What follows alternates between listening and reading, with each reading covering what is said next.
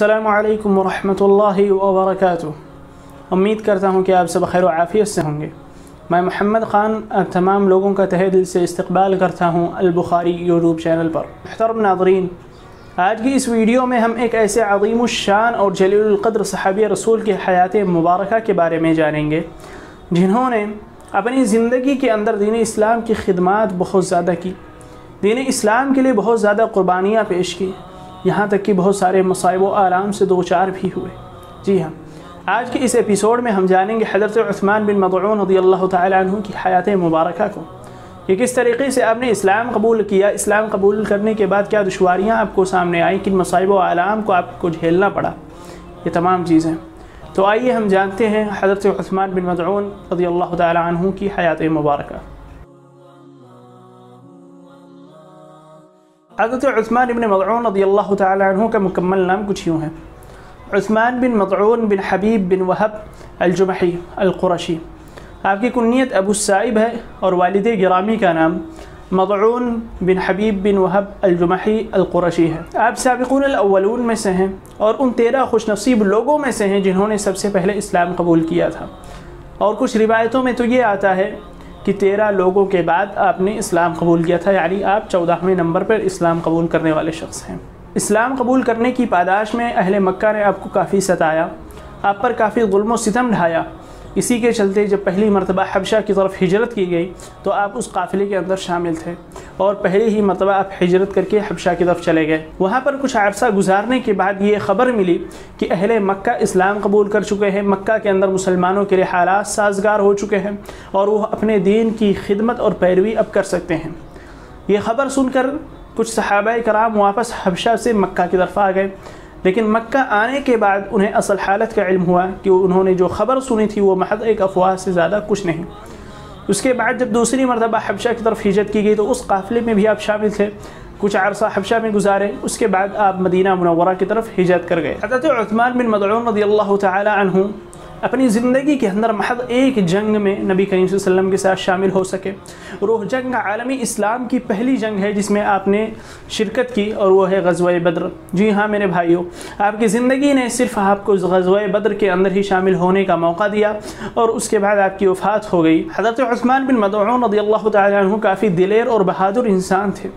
आपकी ज़िंदगी ने आपको एक ही ग़ज़वा के अंदर नबी करीम सल्लल्लाहु अलैहि वसल्लम का साथी बनाया।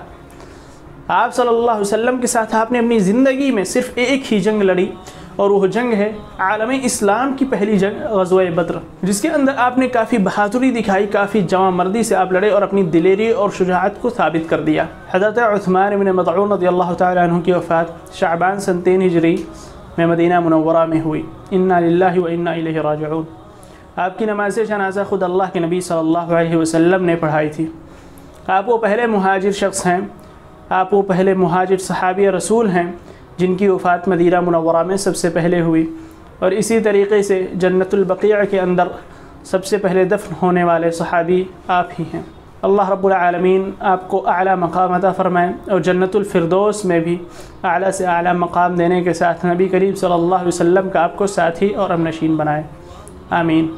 हज़रत उस्मान बिन मज़ऊन रज़ियल्लाहु तआला अन्हु बदरी सहाबाए कराम में से हैं जिन्हें ये खुशखबरी और बशारत दी गई थी कि इअमलू मा शिअतुम अन्नी क़द गफ़रतु लकुम, कि अब जो चाहें आप अमाल करें, मैंने आप लोगों के तमाम अगले पिछले गुनाह माफ़ कर दिए हैं। ये अल्लाह रब्बुल आलमीन की तरफ से एक खुशखबरी और एक परवाना है जिसके अंदर इनडायरेक्टली तमाम सहाबाए कराम को, तमाम बदरी सहाबाए कराम को ये खुशखबरी दी जा रही है कि आप लोग जन्नती हैं, जन्नत का परवाना दिया गया था। हज़रत उस्मान बिन मज़ऊन रज़ियल्लाहु तआला अन्हु काफ़ी नेक इंसान थे, काफ़ी सालिह इंसान थे, अखलाक़ हसना के पैकर थे।